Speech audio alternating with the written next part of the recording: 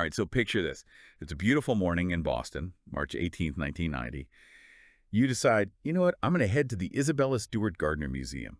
Soak up some culture, check out some masterpieces. And you get there, you're walking through the galleries, and something's off. Like there's just this empty space where, wait a minute, wasn't there a Rembrandt there?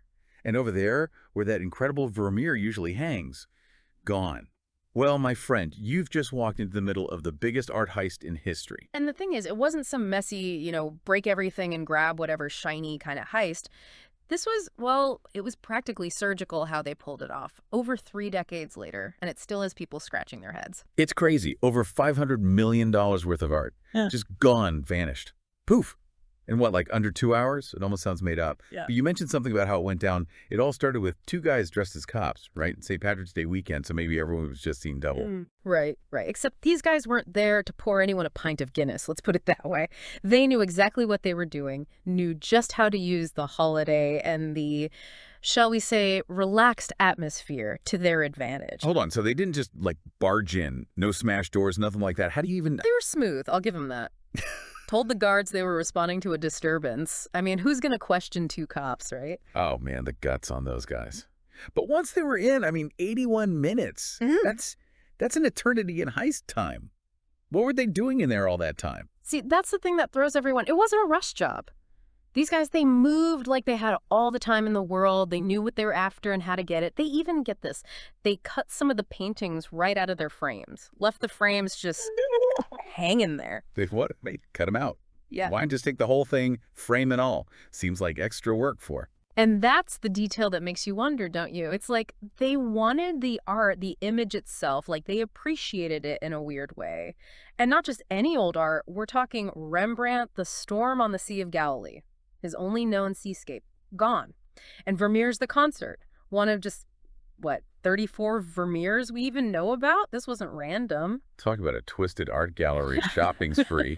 So, all right, these names, Rembrandt, Vermeer, I know they're big deals, but what is it, the name alone, that makes them worth millions? Oh, it's way more than a name on a museum plaque. You got to think about the artwork's history, where it's been, who's owned it. That's all part of it. We call that provenance. Provenance, so it's like the painting's resume or something. Exactly. And the more impressive that resume, the higher the price tag, right? Then on top of that, you've got the artist's style, what was going on in the world when they painted it, and let's not forget good old supply and demand. And with guys like Rembrandt, Vermeer, we're not exactly talking about artists who churned out a painting a week, right? So when something like this gets stolen, it's got to send ripples through the whole art world. Oh, you better believe it. Museums, galleries, even those collectors with their high-tech vaults, everyone's sweating a little bit. Security gets a whole lot tighter, that's for sure. But then that's when the really interesting part comes in because, okay, you've got a Rembrandt, now what? You can't exactly just walk into a pawn shop with that. It's not like finding a 20 on the sidewalk, is it? Finders keepers doesn't really apply when it's a masterpiece. You got that right. Imagine those thieves, right? Sitting on a fortune, but what good is a fortune if you can't spend it?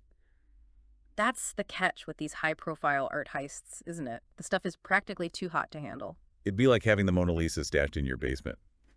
Impressive, sure, but try explaining that one to the neighbors. Huh. Right. So what do? Some folks, the experts, they think maybe these paintings are tucked away somewhere in some hidden vault, just waiting. Maybe the thieves figure, lay low long enough, it'll all blow over. If it were me, I don't think I could resist bragging a little. Easier said than done with the FBI still breathing down your neck after all this time. But there's another possibility, too. One that's a little more, shall we say, cloak and dagger. Ooh, now you're talking.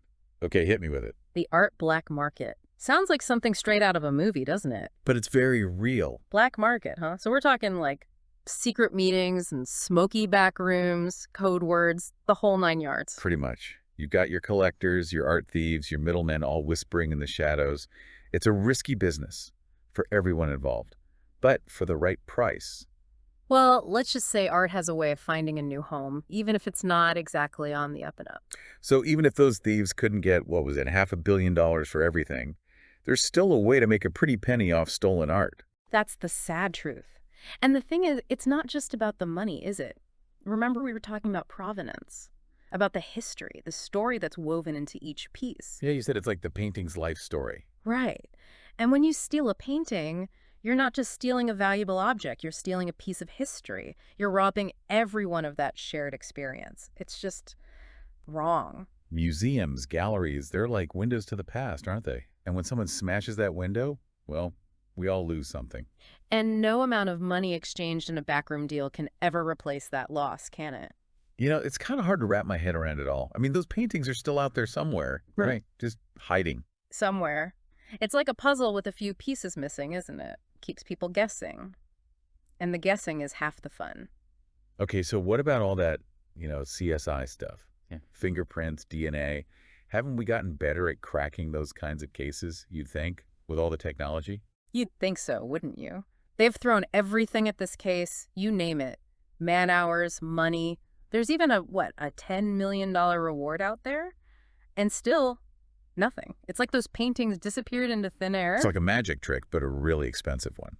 That's one way to put it. And believe me, there's no shortage of theories floating around. Some say the paintings are tucked away in some millionaire's private collection. Others think they're stashed somewhere closer to home, maybe even still in Boston. Hidden in plain sight. I kind of love that idea, like a real-life treasure hunt. Oh, people have definitely tried to follow the clues. Every now and then some hot tip comes in, gets everyone all excited, and then nothing. Dead end. Just adds to the mystery, you know? Okay, so let's say, just hypothetically, one of these paintings pops up. What happens then? Yeah. Like, legally speaking. Oh, boy. That's when the lawyers get to have some fun. You're talking about a whole other can of worms, right?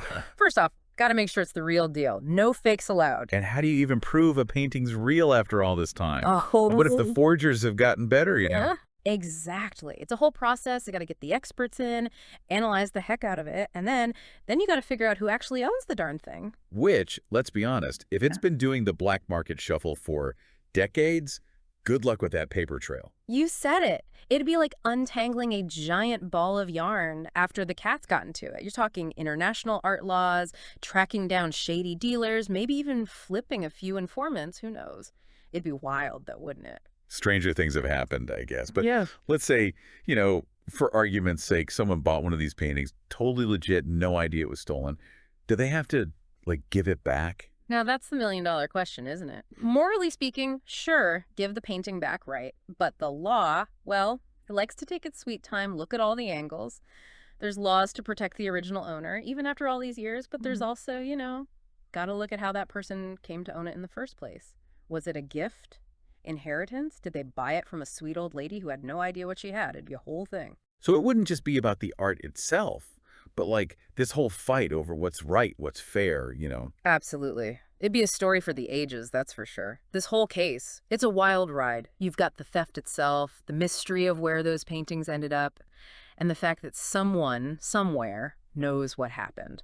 And that, to me, that's what makes it so fascinating. This isn't just some old news story. It's still unfolding. Absolutely. It makes you realize that the art world, it's not all, champagne receptions and highbrow critiques. There's a dark side to it, too. Oh, for sure.